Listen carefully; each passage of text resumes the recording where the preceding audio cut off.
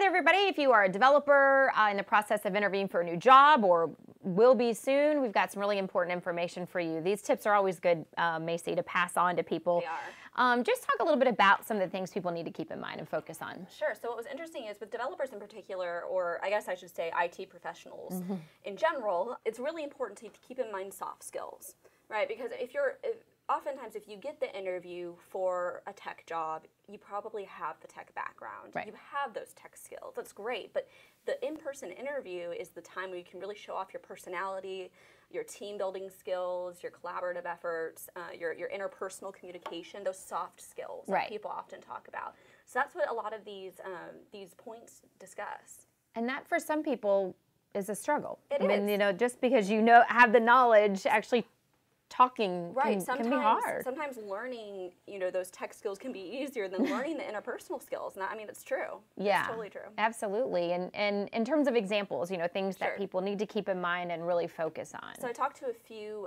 hiring managers, and one of the big things they said is, don't bad talk your previous employer. Yeah. That's not the best rule of thumb, I would say, because I mean that shows that no matter how things might have left off at your last job, you always want to remain respectful, and you can always turn negative situations into a positive. Say, there were things I'm looking for in this next opportunity that I didn't have in my last one, but not necessarily bashing the last employer you had.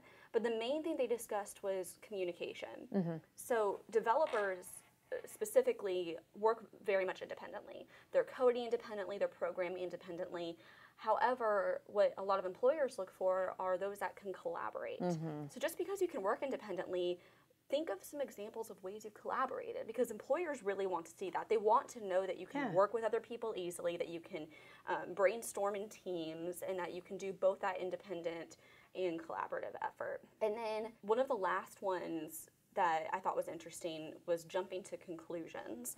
So a lot of times in developer interviews, you'll be asked to write code for something, or you'll be given a technological problem to solve. And this can be very much anxiety-inducing for any interviewee. Sure. But instead of just saying the first thing that comes to your mind, being concerned about taking too much time, really think about it. Right. Interviewers, they don't necessarily care how long it takes you to come up with something. If you need to take a second to think it through, that's completely fine. Yeah. They'd rather see that analytical side to you than you just kind of grasping at straws and saying the first thing that comes to your mind. Right. Because in the field, they want you to really take the time and do those same steps. So there were some pretty interesting things I hadn't really thought about, mainly because I'm not a developer, but that developers can keep in mind when going through the different interview processes. Yeah, and a lot of this obviously can apply to any job you're looking for, but tech is it's a different beast. It totally is. And the people in it. Especially when you're given these tests, these skills tests that require you to use both that technological side and that interpersonal side. So those are some things to keep in mind. Yeah, all right, well, good deal there. If you want to check out some of the tips in Macy's article, make sure you check that out on Tech Republic. Thanks for watching.